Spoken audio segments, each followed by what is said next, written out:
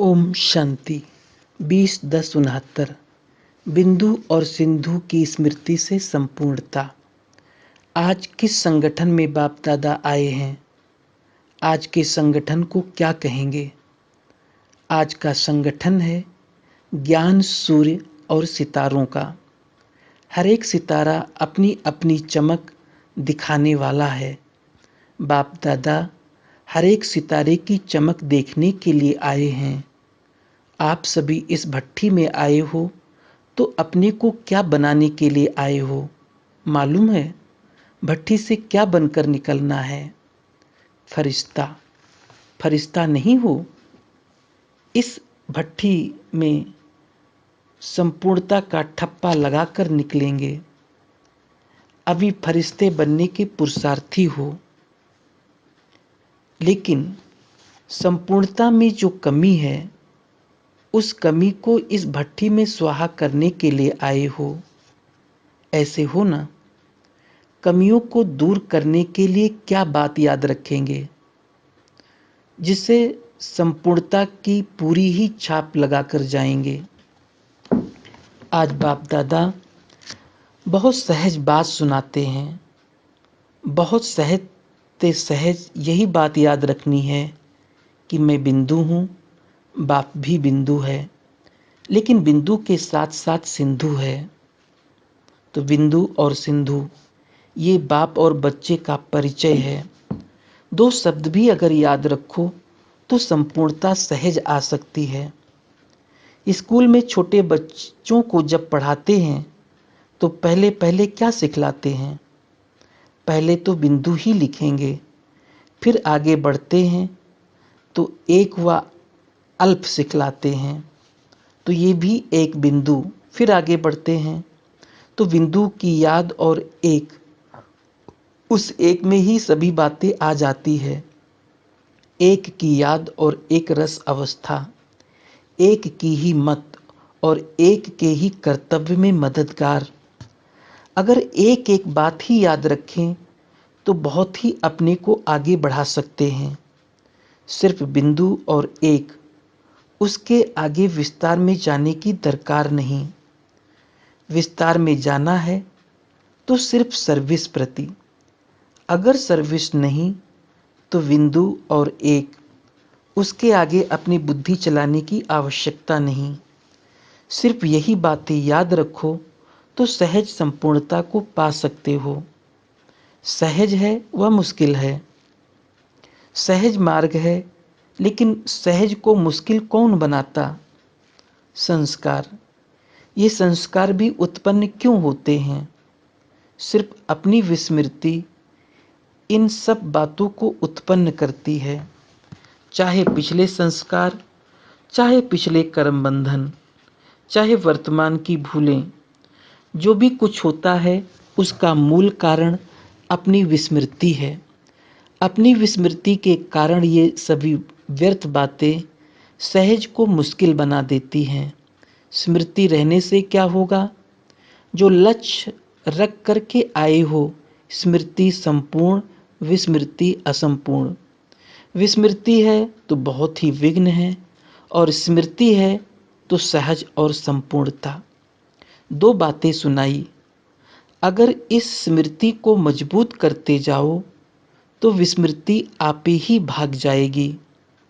स्मृति को छोड़ेंगे ही नहीं तो विस्मृति कहाँ से आएगी? सूर्यास्त हो जाता है तब अंधियारा हो जाता है। सूर्यास्त ही ना हो तो अंधियारा कैसे आवे? वैसे ही अगर स्मृति का सूर्य सदा कायम रखेंगे तो विस्मृति का अंधियारा आ नहीं सकता।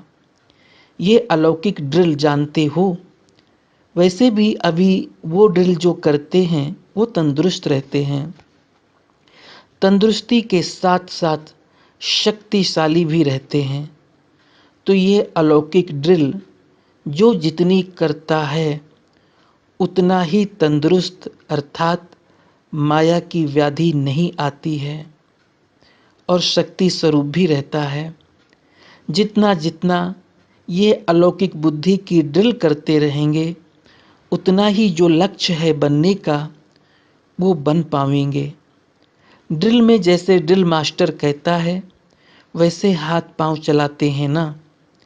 यहाँ भी अगर सभी को कहा जाए 1 सेकंड में साकारी से निराकारी बन जाओ तो बन सकेंगे।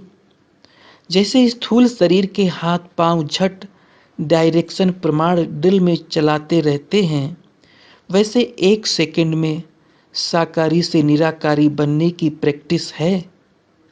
साकारी से निराकारी बनने में कितना समय लगता है, जबकि अपना ही असली स्वरूप है। फिर भी सेकंड में क्यों नहीं स्थित हो सकते? अब तक कर्म बंधन, क्या अब तक भी कर्म बंधन की आवाज सुनते रहेंगे? जब ये पुराना शरीर छोड़ देंगे तब तक कर्म बंधन सुनते रहेंगे? इस क्लास में प्रश्न का उत्तर देने वाले कौन हैं? वो तो बहुत नाम सुनाए, फिर प्रश्न उत्तर से पार जाने वाले कौन हैं? इस भट्ठी में परखने की पावर आएगी। हर एक को यही कोशिश करनी चाहिए कि हम संपूर्ण बनकर ही जाएंगे। ऐसे अब हो सकता है, वह अंत में होगा। हो सकता है तो बाकी अंत तक रहकर क्या करेंगे? प्रजा बनाएंगे, स्वयं राजा ताजधारी बन जाएंगे और दूसरों को प्रजा बनाएंगे। आप समान भी बनाना है, प्रजा भी बनानी है, नहीं तो प्रजा बिगर किस पर राज्य करेंगे? तो ऐसे समझें कि इतने सभी सितारे संपूर्ण बनकर के ही जाएंगे। यही उमंग और निश्चय हर एक में होना आवश्यक है कि हम संपूर्ण बने और सर्व को बनाएंगे। यही उमंग उत्साह सदा कायम रहे तो अवश्य ही लक्ष्य की प्राप्ति हो जाएगी। और बाप दादा को निश्चय है ऐसे संपूर्ण ही इस यज्ञ कुंड से निकलेंगे। कुंड का यादगार देखा है? यज्ञ तो जो भी स्थान है सभी यज्ञ ही हैं, लेकिन फिर भी यज्ञ कुंड का महत्व होता है। वैसे भी देखा होगा गंगा और यमुना दोनों का महत्व है, लेकिन फिर भी संगम का महत्व ज़्यादा है। वहाँ नहाना श्रेष्ठ माना जाता है। गंगा यमुना तो बहुत स्थानों पर होती है, लेकिन फिर भी विशेष संगम पर नहाने क्यों जाते हैं? उनका विशेष महत्व क्या है? संगम के महत्व को अच्छी तरह से जानते हो ना। जैसे विशेष स्थानों का विशेष महत्व होता है, इसी प्रकार मधुबन की भट्ठी का भी विशेष महत्व है। इस भट्ठी से संपूर्णता की सौगात बाप द्वारा मिलती है। यह मिलन का अर्थात संगम का विशेष सौभाग्य बच्चों को मिलता है। ये मिलन ही संपूर्णता की सौगात के रूप में है। इस मिलन का ही ये संगम यादगार है, तो ये मिलना ही संपूर्णता की सौगात है। भट्ठी से संपूर्ण बनने का छाप व ठप्पा तो लगाकर ही जाएंगे, लेकिन साथ साथ इस भट्ठी में हिसाब करना भी अच्छी रीति सीखना है। कहाँ कहाँ हिसाब पूरा ना करने के कारण जहाँ प्लस करना है वहाँ माइनस कर लेते हैं, जहाँ माइनस करना है वहाँ प्लस कर लेते हैं, इसलिए स्थिति डगमग होती है। ये हिसाब भी पूरा सीखना है कि किस बात में जोड़ना है और किस बात में कट करना है। प्रवृत्ति में रहने के कारण जहाँ ना जोड़ना हो वहाँ भी जोड़ लेते हैं और जहाँ काटना ना हो वहाँ भी काट लेते हैं। ये छोटा सा हिसाब बड़ी समस्या का रूप हो जाता है। इसलिए ये भी पूरा पूरा सीखना है कि प्रवृत्ति में रहते हुए भी क्या तोड़ना है, क्या जोड़ना है, और जोड़ना भी है तो कहाँ तक और किस रूप में। आपको भट्ठी में बुलाया है तो उसका कार्य भी बताएंगे ना। कौन कौन सी पढ़ाई की सब्जेक्ट में परिपक्व होना है। एक तो अलौकिक ईश्वरीय ड्रिल की सब्जेक्ट और दूसरी ये हिसाब करना। दोनों ही बातें इस भट्ठी में सीखनी है। अगर इन दोनों बातों में संपूर्ण बन गए तो बाकी क्या रहेगा? संपूर्ण तो बनकर ही निकलेंगे, खुद तो बन जाएंगे, लेकिन औरों को बनाने का कार्य भी बाकी रहेगा। इसी निमित्त ही जाना है। संबंध के कारण नहीं जाना है, लेकिन सर्विस के निमित्त जाना है। जाना भी है सिर्फ सर्विस के निमित्त। जहाँ भी रहो लेकिन अपने को ऐसा समझकर रहेंगे तो अवस्था न्यारी और प्यारी रहेगी। जैसे बाप दादा सर्विस के निमित्त आते जाते हैं ना, तो आप सभी को भी सर्विस के अर्थ निमित्त बनकर जाना है और सर्विस की सफलता पाकर के फिर सम्मुख आना है। अव्यक्त वतन से वर्तमान समय बाप दादा हर बच्चे को कौन सा मंत्र देते हैं? गो सून कम सून, जल्दी जाओ जल्दी आओ, सर्विस प्रति जाओ और साथी बनकर के जल्दी आओ, फिर जाओ। जब यहाँ गोसून कम सून होंगे तब बुद्धि द्वारा भी जल्दी होंगे। बुद्धि की दिल भी गोसून कम सून है ना, वो स्थिति तब होगी जब ये स्थूल मंत्र याद रखेंगे। इस मंत्र से उस मंत्र का संबंध है। तब तो बताया यज्ञ कुंड का महत्व है। यहाँ आपको सौगात के रूप में मिलती है, वहाँ पुरुषार्थ रूप में। तो यज्ञ कुंड का विशेष महत्व हुआ ना। यहाँ वरदान, वहाँ मेहनत। जब वरदान मिल सकता है तो मेहनत क्यों करते हैं? इस यज्ञ कुंड से भाषा बोलना भी सीख कर जाना है।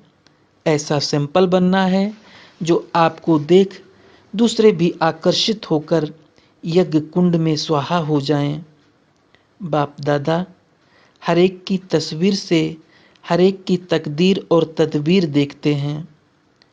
कहाँ तक अपनी तकदीर बनाते हैं? आप भी जब किसको देखते हो तो हर एक की तस्वीर से उनकी तदबीर, उनके पुरुषार्थ का जो विशेष गुण है वही देखना है। हर एक के पुरुषार्थ में विशेष गुण जरूर होता है, उस गुण को देखना है। एक होता है गुण और एक गुण के साथ साथ फिर होता है धुन। अनाज के दानों को अंदर से खाकर खोखला करने वाला कीड़ा। शब्द कितना नज़दीक है, लेकिन वो क्या, अगर गुण नहीं देखते हो तो घुन लग जाता है। तो हर एक के गुण को देखना है तो घुन जो लगता है वो खत्म हो जाएगा। जो एक दो के स्नेही होते हैं, ऐसे स्नेही बच्चों से बाप दादा का भी अति स्नेह है। स्नेही समीप लाता है, जितना स्नेही उतना समीप। तो एक दो में स्नेही हो, ऐसे स्नेही बच्चे ही समीप भी आ सकते हैं, अब भी और भविष्य में भी। विशेष स्नेही हैं, इसलिए आज विशेष डबल टीका लगा रहे हैं। लेकिन अनोखा लौकिक रीत का टीका नहीं। डबल टीका कौन सा है? एक तो निराकारी, दूसरा न्यारापन। ये डबल टीका हर एक के मस्तक पर अविनाशी स्थित कराने के लिए अविनाशी रूप से ही लगा रहे हैं। ये अविनाशी टीका सदा कायम रहता है। तिलक को सुहाग की निशानी कहा जाता है। इस तिलक को सदा कायम रखने की कोशिश करनी है। जितना जितना परिपक्व रहेंगे उतना पद पा सकेंगे। हर एक यही सोचे कि हम ही नंबर 1 हैं। अगर हर एक नंबर 1 होंगे तो नंबर 2 कौन आएंगे? बाप की क्लास में कभी भी नंबर नहीं निकल सकते। टीचर भी नंबर 1, स्टूडेंट भी नंबर 1, तो एक एक नंबर 1। तो ऐसी क्लास का तो मधुबन में चित्र होना चाहिए। ओम शांति।